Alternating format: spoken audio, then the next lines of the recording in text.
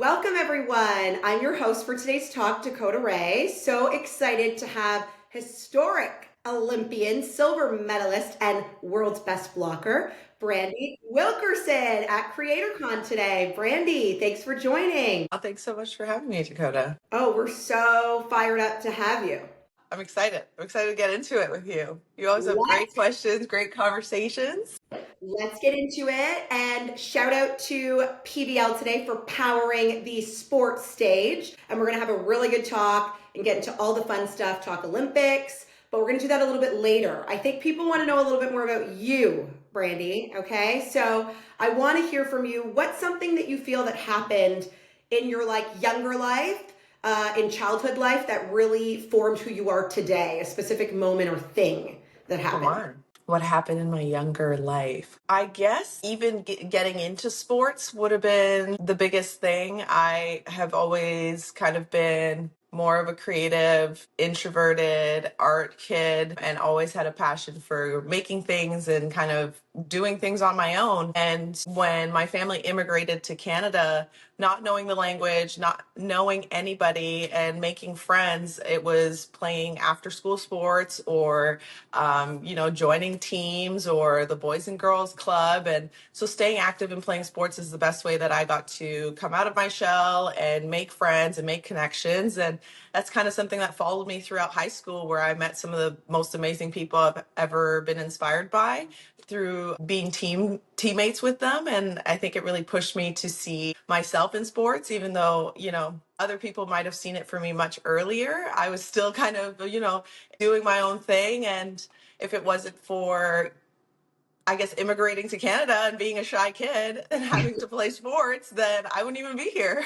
Right. So you didn't even speak the language, right? When Yes. you moved to Canada. Yeah. I didn't speak any English, had no clue what Canada was. It was definitely an interesting moment. For sure. And you said you're an art kid. So I don't know if people knew that about you. What were you interested in art? Like what kind of art? What were you into?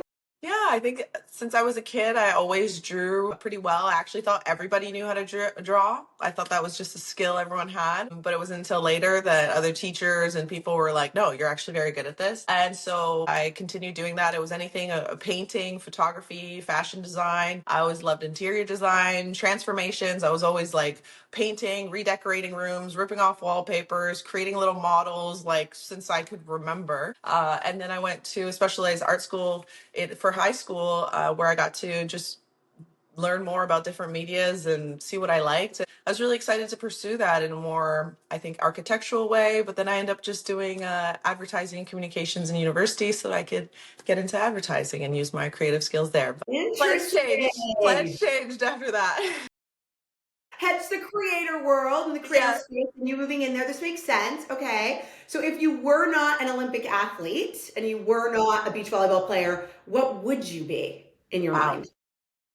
I have no clue. I think I still would be a creative in some sort. I was just getting into, and this is how fast the world is changing. In university, social media and digital media was not really a big thing yet. I think we still referred to a lot of print ads as research and what we did back then. So I think it would have been a learning curve still to join that world, but I might have had a little bit of a head start there. I did still love interior design and I did love art history. So maybe something in that world, definitely.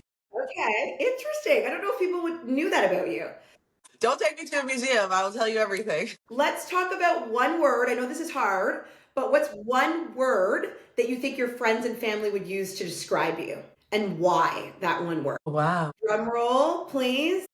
One word to describe me. This could not be this is the hardest question I've ever heard. What? Oh gosh. I know there's some people right now that are like, I know that word. Maybe adventurous? Okay. Why adventurous? I think my friends know I love to enjoy life and to try new things, move around, see people, see the world. And I'm always open to not being home. So So you're not a homebody. You're not true homebody. I have homebody moods. I need a one homebody day a week at least, but I could be easily persuaded to leave. You're the outside your house. I'm the inside. I stay inside, indoors. Outside.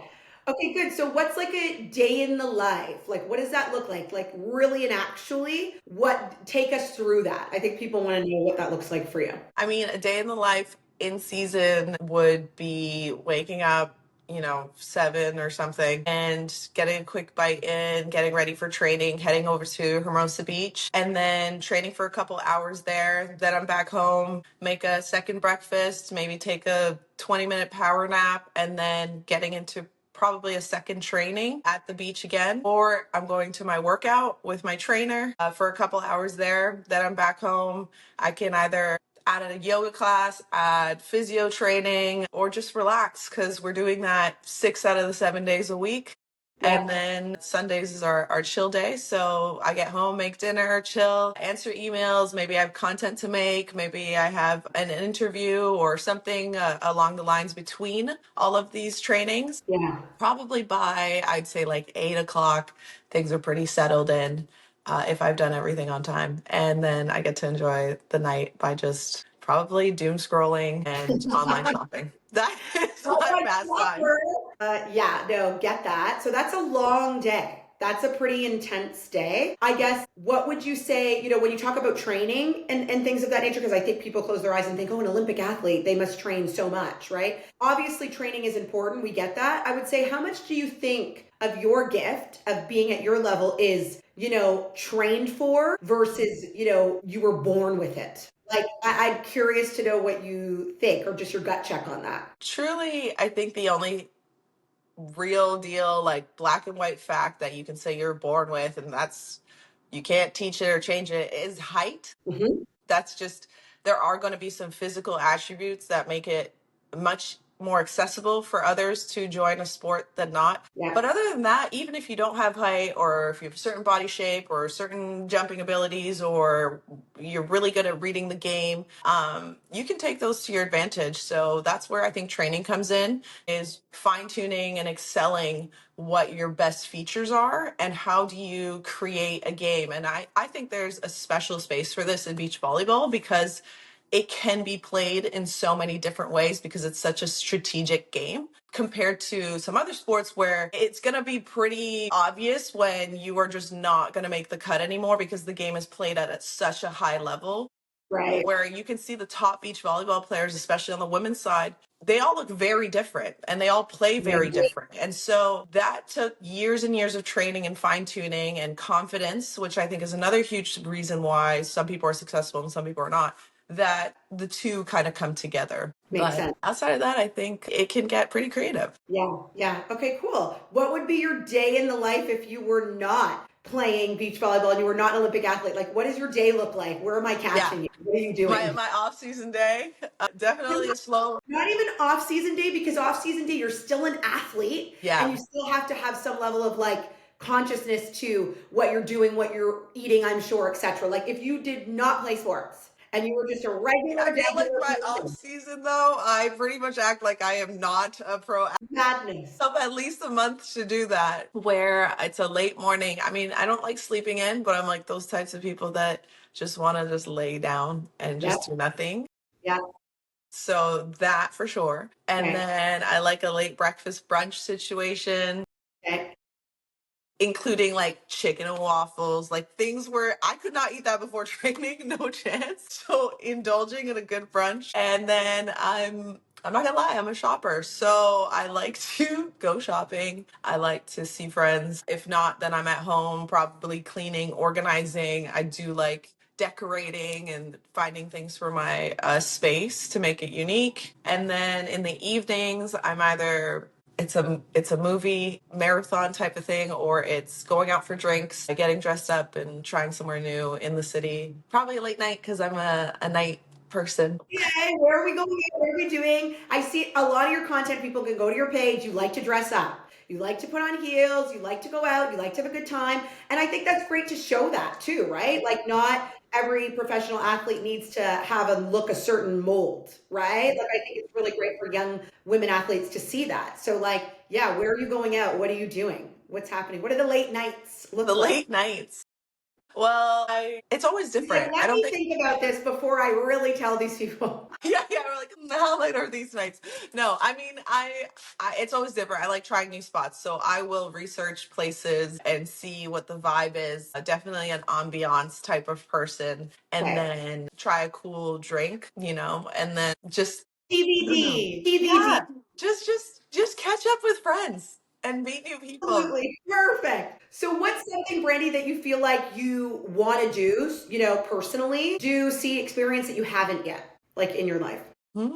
I feel so grateful. I've experienced so much, honestly. I've got to live all over different places in the world and some amazing tournaments, have amazing people in my life. I don't know. There's not much that I'm craving beyond what I have. I think maybe I am excited to experience life not as an athlete, post career, Hmm. because that will be something completely different that I can't even wrap my head around right now. So I think that will be an interesting experience, and I'm choosing to be excited about it rather than intimidated or so. Yeah, we'll see what happens then. That's a mystery. You talked about travel there quick because you've been to a billion and one places. Yeah. You can see that through your content. You travel a lot. So where's your like go-to spot? Where's your girls trip like weekend? Yeah. Where are we going? Different spots for different reasons, I guess. The first one that came to my mind was Rio de Janeiro in Brazil. I got Okay. to live there for about 8 months at least, and I have so many friends and amazing people. The people there make it the difference, but also it's absolutely gorgeous in the Ipanema, Leblon, Copacabana section, and I've been so lucky to spend so much time there. I actually may be planning to go back there for Carnival and do the full experience, so I would take all my girls to that for sure. Okay, Brazil. Yeah. So that's fun. I guess what about like in Canada would be your go-to spot? When it's No. I'm like a I'm a girl from the six. I will represent Toronto. I'm sorry. Yep. Toronto, I've been to so many places in Canada too, which I would love to discover more. I mean, I've been to like Banff, I've been to Vancouver, Whitehorse, Nova Scotia, Quebec, Montreal, amazing cities, amazing provinces, territories, and still a couple more to go. I mean, I'd be down to see what's going on in Newfoundland and all up Okay. there. I hear it's And up absolutely beautiful up there. there Listen to the accent. for sure. No, no. But Okay, cool. Toronto's it though. If you haven't seen Toronto's Toronto, you it. gotta go in the Toronto's it summer. for you. Okay, got it, got it. So I guess we're going to shift gears a little bit here because I Yeah. think people want to know a little bit about your dating life. What's happening there? What's going on there? And obviously you're in your 30s now, which is Yes. amazing. Did you learn anything in your 20s that you're now bringing into your 30s redating? Lessons learned? Only you could be asking me these questions. What is happening in my dating life? That is a good question. Absolutely. I learned so many things in my 20s. I got to learn what I like, what I don't like, where my commitment levels are, what's realistic for my schedule. I've been through great relationships, not great relationships, all of it. So I'm going to take all of that into my 30s, and I'm excited to lean into my dating life a little bit more. That's something I put in the back. Going into the Olympics, you always have to sacrifice something when you're trying to do something great. And that was one of them for sure. And so, 2025 is a new year. New year, Single new Brandy, we're year. going to see what happens. What's name one non-negotiable for you? And then we're moving on. What's A one non thing negotiable. non-negotiable? Okay. Which one can I say that would still reflect good on me? Yeah. I'm kidding. No, I think for me, a sense of presence is really attractive. It's kind of become a non negotiable because of what it entails. I think it shows confidence. I think it shows self awareness and ambition, which are all great things. But I think when someone walks into the room and they're really sure of themselves, everyone can tell. And I love that. Yeah. I love that. That's a great one. Confidence. It matters for sure. Yeah. Okay, cool. We're gonna shift gears into the creator influencer space. Obviously, you've worked with massive brands like PVL, Wilson, Lenders, Samsonite. The list goes on and on and on. I guess what advice do you have for athletes and creators who want to work with brands? Like, what do they need to be doing in order to do that? Obviously, from a performance perspective and social. Like, what are some of the things that you've done? I would definitely say that we hear the word authenticity a lot, and that can become a big of floating word. So, in a very tangible way, it's understanding who you are and what your interests are and what you're doing already in your day to day Yep. that you can easily share with the viewer. Yep. And that's still something I'm working on and learning about is how do I just add the camera in while I'm doing this? Yep. And that's step one for sure. But then you also have to have a style of how do you like cutting it? What kind of music do you put? Are you more serious? Are you more funny? And that stuff's going to come out on its own. I think if you're just starting out, I learned how much you get into this like reporter mode when you're speaking. Mhm. And you have to start practicing, I think, sometimes Yeah, how to just speak normally. that's a good point. And I used to have to tell myself, like, okay, if I was talking to my friend, like I'm literally talking to my friend, how would I say this? Versus I have to present an idea to people I don't know, you Yep. know? Yep. And that's helped a lot to kind of just have more of my personality show up For and sure.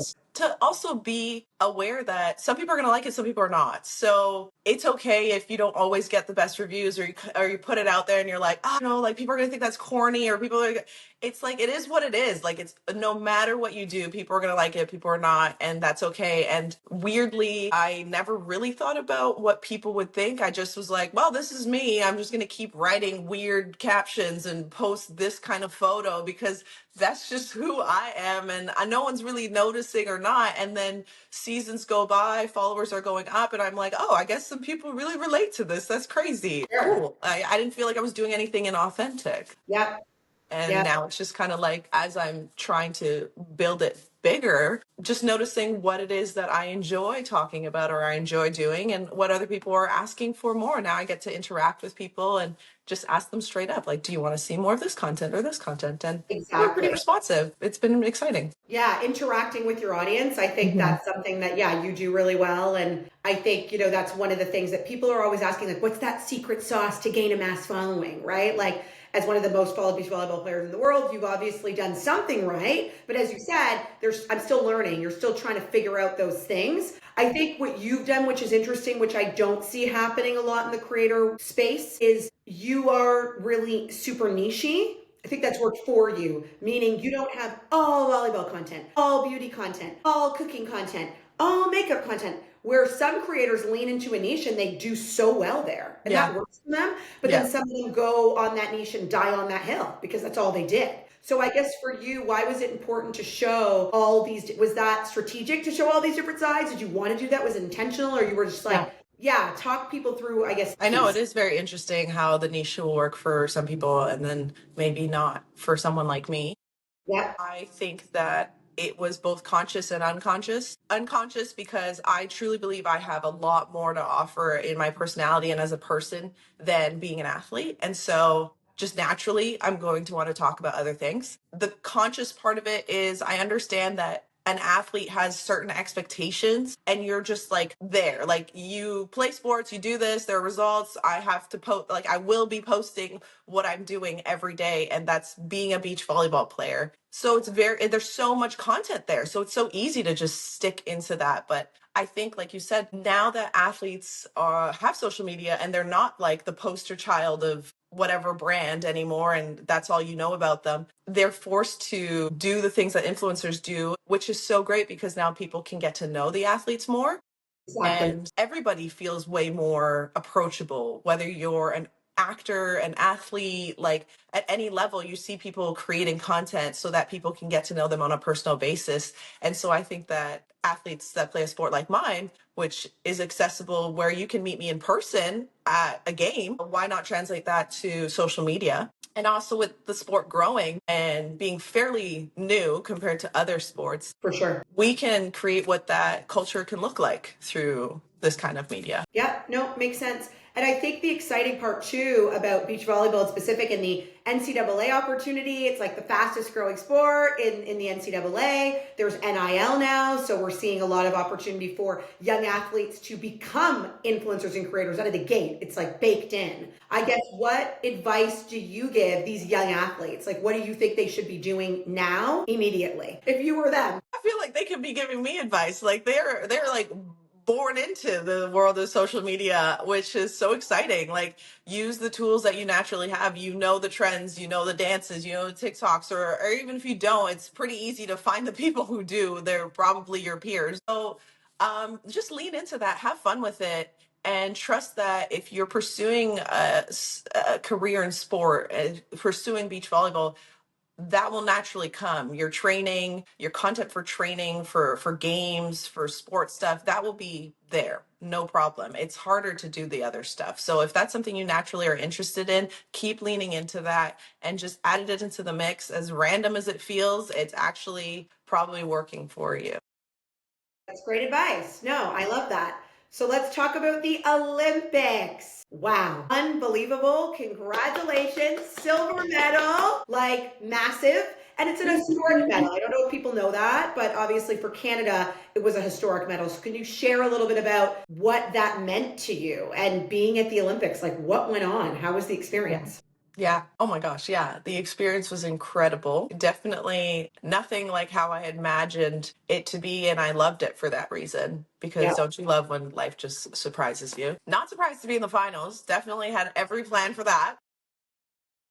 You But planned for that. yes, the eyes were always set on that game from the very beginning, from the moment Melissa and I teamed up with our coach Marcio and our amazing staff. The goal was very clear. So to go to the Olympic Games feeling extremely prepared, Yeah. confident, supported was absolutely a major factor as to why we did so well. And the historic part of it is the part that makes winning silver and not losing gold feel Right. so great, because that was our goal as well, is to create history and a legacy for sport, this sport, beach volleyball, but mostly for Canada, and to have the best result Canada's ever had in beach volleyball.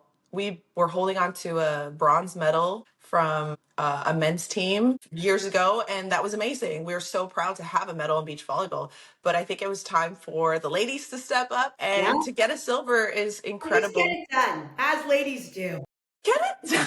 It's just time. And I think Melissa and I have both amazing platforms with deep, diverse conversations, whether it's Melissa and her environmentalism and Hispanic culture and her depth in her family, how much they've contributed to beach volleyball and to represent all of that. And then for me to have the exact opposite story, to be starting in my 20s and having such a biracial mixed family and representing Black culture and being a Canadian immigrant, like there was so much there that was represented in that finals. And I think Canadians felt that. And so coming back home after the Olympics, after this insane experience in this bubble, just tunnel vision, to then look up and feel the impact and the amount of inspiration that was shared has been so deeply rewarding, and definitely continues to inspire me to want to do even better. It's incredible. And I think for you too, like, as you know, it was the most watched game at the entire Olympics. Like, that has to be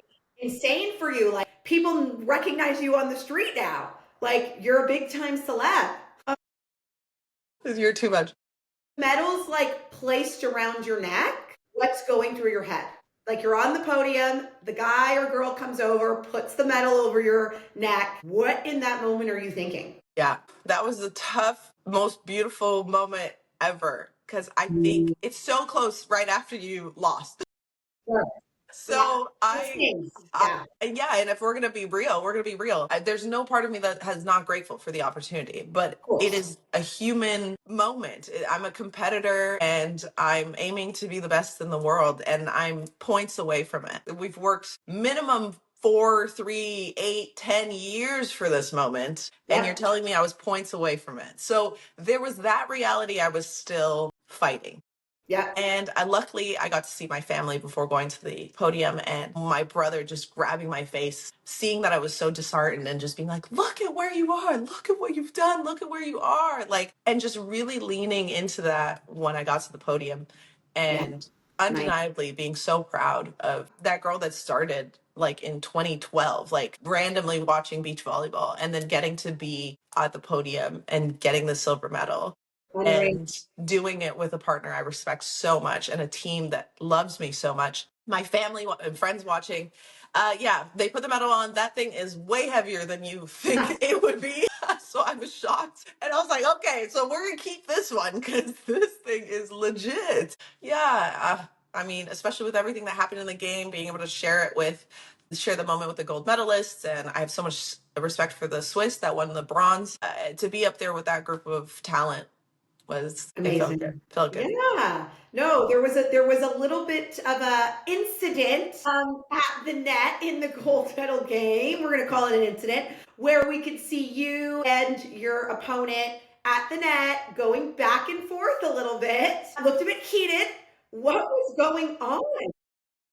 Yeah, you couldn't tell either of us that we were not ready to win. Like, both of us clearly wanted to win this game because we were not backing down. Honestly and truly, it was a genuine miscommunication. I cheered through the net looking at my family, but she took it personally. And honestly, if I thought that happened, I would understand her reaction. So then Yeah. she did it back to us. And I did a reasonable thing and said, excuse me, and called her out.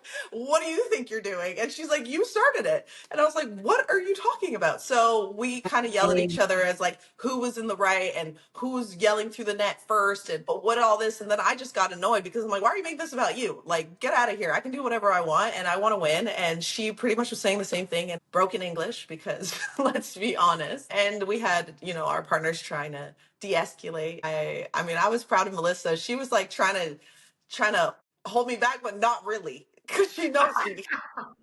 She's holding you, but she's But kind of she's like, pushing you. I'm no, she's getting in dying. there. I love it. I love it. And then I think the Brazilians were on different pages, which was hilarious to see. But at the end, we all calmed down for a You move moment. on. You move on We as moved on. professional. Yeah, Yes. absolutely. You move on. Yes. We So I moved guess on. when you're at the net and you put up some massive blocks during that game. You put up massive blocks at the Olympics. You were also the number one blocker at the Olympics. You've recently won the World Tour Best Blocker. You've won the AVP Best Blocker again. I don't know if there's room for anybody else to win. You just win it every time. But I guess I want to ask you a very serious question. And I think this is a question that I can only actually ask you when I think about the people who I'm going to have on. How does it feel to be the best in the world at something? Yeah, we're going to let that sit for a sec. No, seriously, because how does that actually feel on a day to day? Like, in all honesty. Yeah. Yeah. That is not something that crosses my mind very often because I have always taken the approach of like head down, put in the work. I've always imagined big things for me. I have the vision. I'm manifesting these things constantly. I never lose sight of what I want. But it's like I'm doing the work, I'm in my own world. And for something like that, I can look up and it's factual. And you always would want your work to speak for itself. I don't have to make that up anymore. It just is. Like, I am. And that's still hard for me to say sometimes because I've seen it for myself. But to have my peers see that for me, to vote that for me, because that's where it's coming from, these Yeah. awards, like awards or whatever. What I really am deeply honored by is that I respect so many of these players, and these players make me want to be the best version of myself. And they see me in that light, and they have continuously recognized me and the work I've done to do and to be the best in the world. And so it's not something that me and my friends just have to throw around and talk about like, yeah, I'm the best. I'm the best. No, I'm literally the best. Like, and if I ever have moments of doubt or confusion or exhaustion, to be able to remind myself of that sums all of the emotions up very quickly. And it's just become a cue to just like, all right, let's get back into it, because Okay. that consistency is when you become like legendary, and that is the goal. I love it. I Yeah. love it. Gives me chills. Okay, so what's next? What's next? LA Olympics. Are you there? Do you want to be there? What's the plans? What's the goals? What does that look like for you? Yeah, we're there. See you in the finals. That's the goal. That's it. We're getting it done. We're getting it done this time. Love it. Well, listen, Brandie, thank you so much for joining us on CreatorCon today, and have the best day. Well, thank you so much for just the questions. It was so fun to talk to you. Enjoy Okay. the tea. Talk soon. Okay, Okay. thank